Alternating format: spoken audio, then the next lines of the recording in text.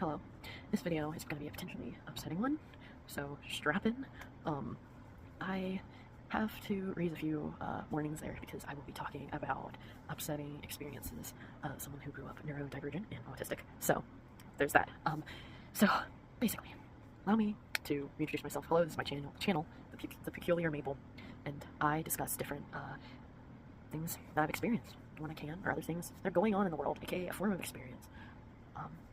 So without further ado, let me talk to you about my experiences growing up autistic. I know you've heard the typical, like, oh, you were bullied, or it's not just bullies, and it's not even just teachers. I also want to jut in and say, not just ableism towards autistic people is something that has far-reaching effects with how others are treated. I only have experience with, like, autism and narcolepsy and chronic pain, but there's other things, and even more nuanced situations, like people of color and people that grew up in even more extreme poverty than me that experience a different form and different degree of ableism than I do, and that's worth mentioning, so I'm adding that in there because it's not spoken about enough.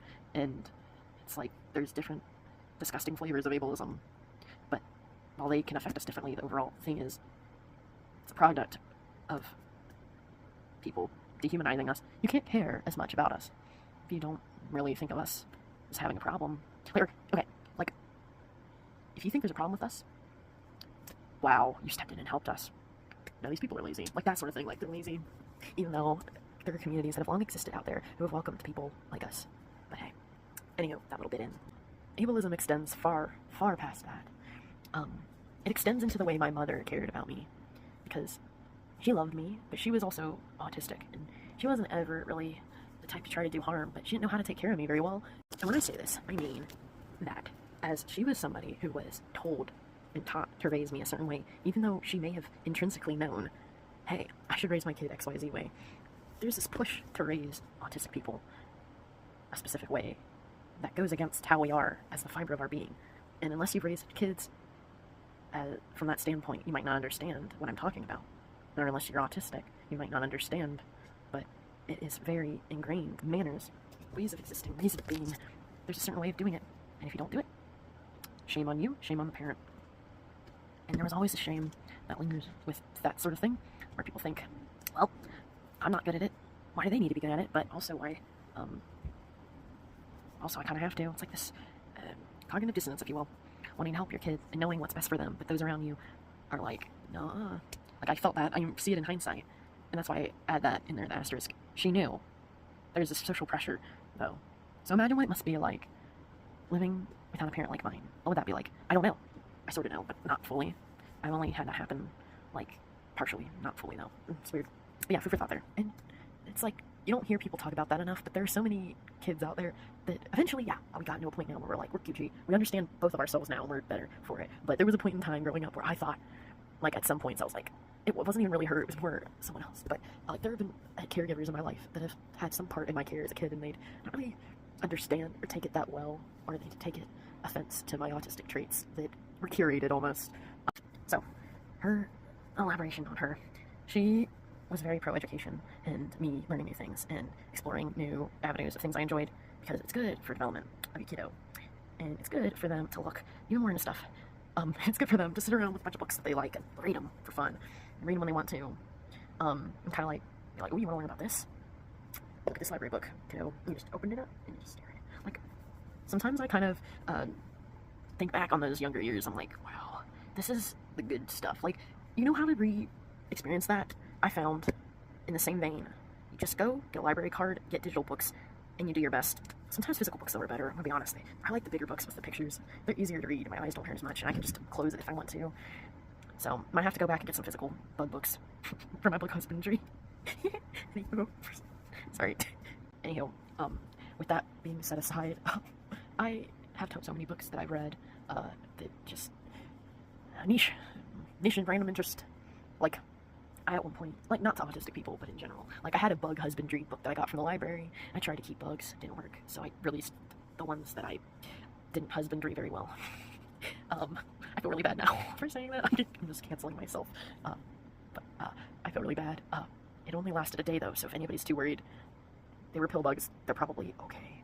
I wanna add in the fact that I remember while I was filming this, I thought more about what I had learned about pill bugs. And fun fact, they are like, what's the word? They got land gills. Did you know that? I can't remember what the word was, but basically they need water to survive. That's why they like the moist leaves and trees. I think I had water in there and pears. I saw them eating the pears outside, so I thought it's the pears. It's like they gotta be in with their buddies to eat the pears, probably. But yeah, thought I'd tack that in there. Something I learned as a kid. They have gills. Oh wait, they're not crustaceans, are they? I don't know. Tell me more bug husbandry. I just like saying the word husbandry. I don't know what it fully means. Maybe I'm using it improperly, but it's funny to say bug husbandry. That's why I keep saying it. It's like a buzzword. It's bug husbandry. Yeah. Or they were. I don't know, the lifespan of pill bugs had that urge to take care of something. And thankfully it wasn't an exotic pet. It was just a tiny bug. But yeah, anyhow, scratching my head over here trying to justify this. It wasn't right. That was one of interest. Another interest I had was, oh wait, I got a book here. Human body and anatomy. I also have an interest in psychology, and I didn't have the word for it, but sociology, because figuring out people, not just body language, no. I love hearing about people's cultures and how it influences their behavior, like, because certain behaviors are more accepted or, like done, like, patterned. I don't know why, but it's funny, like, as an autistic person who also has, like, I'm also a narcoleptic, it's funny to me, like, how the concept of culture is so often shaped around what you do or don't do. And then I kind of get the philosophical stuff in there because I'm like, some of this isn't a choice for me, so what does that mean for me? But not saying that culture is, like, there's more nuance to culture than just we just do XYZ thing just because. But there's, like, it's interesting to me, like, learning about behaviors and things, but also, like, within sociology, that aspect of it, of culture, but also, I love hearing about different things people enjoy eating. Because I was a very, like, growing up, I liked trying new things. I'm scared now. I think I had all my fun already, but I was more, like, I liked trying the funky stuff that I didn't get. To me as a kid was funky, but then it's like, no, this thing you're eating, this is a work of art that we eat, is like commonplace. But like, I got so much, like in the past, I would eat Korean food and it was done so well. Like I had it a couple times, but it's so spicy, so I can't eat it now. It upsets my stomach, but I would eat that. And that's an example of a food that I'm like, oh, so unusual to me. But these people, they eat this all the time. Now call me white. Yeah, that's a white thing to say, but also, I didn't really grow up around people that were interested in eating variety. So here I am walking up to this thing, and I'm like, I want to try that. I don't know what's in it. I still struggle. Like, I know some of what's in it. I know it's fermented, and it's cabbage, and they put delicious spices in it, and I can't have any of it anymore, because I found out it doesn't like me, but I love it. So, there you go. Kimchi. Just a good one. Where am I going with this autism? I'm sorry. I got distracted there. But basically, now you see, the professor is getting sidetracked on sharing about their autism. Maybe it's not professor, maybe I'm just grandpa. Grandpa, you're rambling about your autism again. Okay, sorry, I'll get back on track. Grandchild. Anyway, I like to think that my mom did what she could with that, so there's that. But it's also, like, frustrating because I know so many people around me who weren't like me, who didn't like to try things that were uncomfortable, like, and I'm now starting to relate to them because I'm getting less like that the more that foods disagree with me, so, yeah, there's that. But it's like, okay, that part of autism is interesting to me. Like, they can make up all the different reasons and speculations on why it happens, but it's like, we got some here. I don't know where I'm going with this. Let me pause and think. As someone who wants to speculate, my speculation is that autistic people in a hunter-gatherer society eat the bitter berry. We realize the berry is bitter. We say, no, we do not. We gravitate and have a risk-takingness. But if the berry was bitter and it makes us sick, we would never give it to our group. We'd be like, this bitter berry, that berry right there, I will never see that again in my life, and you will never eat it because I know it's bad. So there we go. Autism, as speculated by many, keeps us from eating tomatoes. Autism formed to make us avoid. I'm just kidding. I'm just joking. That's awful. It's an oversimplification, but I'm just joking around. It evolved because we are secretly bugs, and tomatoes have capsaicin levels in them like peppers, and autistic people. I'm sorry. Just ignore me. I'm sorry. I can't take this seriously, can I? But it's like you may like think still. If you're younger, you might look at your autistic self and go, "Wow." I look at my young self in a positive way, and I love and cherish that, but it doesn't go away. It's still there. You can still do it, so, like, love and cherish yourself now.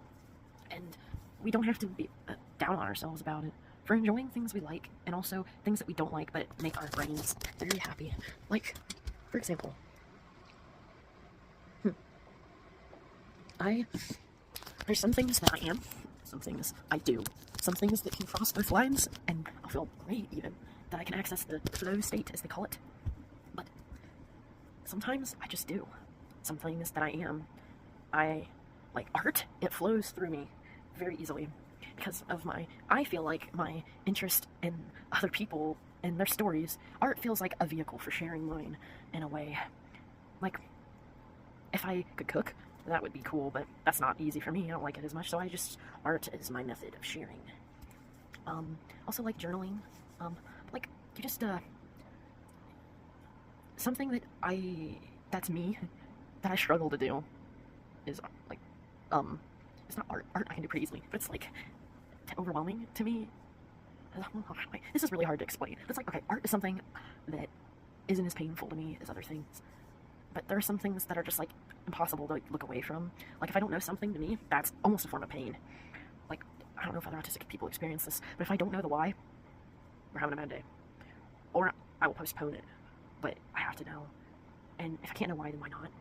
And thinking about this, it's like, you wouldn't, like, philosophy is the only caveat. Philosophy is where, to some degree, that's fine. Like, we can agree that philosophy is not bad. But if it's something scientific, like, why my tummy hurt when I eat XYZ, and I can tell you, maybe it's a hyperfixation I haven't found out how to crack yet. Crack it open, look at it inside, and be like, what's in there? Oh, okay, yeah. Because I oftentimes will be like, bro, what's the science behind a tummy ache? What's the science behind this? What's the science? What makes this taste good? What makes eggs sulfur or something, like gas? I don't know. I'll just look up random shit. Like, and I already know the answer, but maybe this is something only I do. But I have the perpetual urge to just search up things like, maybe the internet will give me a different answer. Sometimes it does, and then I go in a rabbit hole of, like, now I'm calling myself out. I go in this rabbit hole of, it sounds like I'm a hypochondriac based on my search history, and to some degree I worry about these things, but I start learning about, like, random stuff. Like, I'll start learning about blood disorders, or, like, immune system disorders, mitochondrial disorders. I'll start learning about allergies I never knew existed. I'll start, like, maybe this is just autism and then my food issues. Like, I'm very much so allergic to potatoes, which makes no sense to me. People have tried explaining it to me, but I'm still like, what? That's why I do the itchy thing and the uncomfortable in my stomach? Like, yeah, that's why, bro. It's like, I need to know a little more. So it's like, autism is funny like that, and I have ADHD too. So I get so interested in knowing stuff that I want to make a research paper, but I never do. Like, I'm so tempted to just do that, even though I don't have enough energy for that, but clearly I do. I'm cracking out, pulling up all these things, and, like, I know research usually has, like, a goal in mind, something it wants to investigate, and it's got to be unbiased and have a large sample size, so I get it. And sometimes it's even testing stuff, I get it. I meant, like, the basic research term, like, here's the tea. This random thing I learned about extensively online. This is what it means, and then I just randomly tell someone that. Yeah, I don't know how to tell people this, but I think my mom passed on her insatiable urge to learn about the human body or something, because I am sitting here talking to you about that vaguely, and I'm just like, yeah. Medical textbook. Like, I don't even look at this anymore. Okay, we'll flip it up to a random page, maybe. Okay. Deep muscles of the abdomen. Oh, this is a book about muscles? Just like, bro, it's like poetry to my brain. Like, do you ever, like, look at, like, medical words and you just look at them and you're like, that's a cool ass looking word. I don't know, maybe I'm just weird. Anyhow, the moral of this story is, sometimes autism is weird to live with. And as much as I'd love to share the upsetting parts, which I will, I think it's fun too to talk about the positive, because I think we're aware. Like, there's so many people who, it's like beating a dead bush, or no, well, I think that's a common, what's the word called, where you combine two things that, like, two forms with two metaphors? Oh my god, I can't remember anything, someone will know. But I just did one of those, but beating a dead bush. I just picture someone walking up to a random bush. You dead yet? Yeah, anyway. It's like, your experiences are yours to share, and this video was made possible by the monkey brain. Thank you.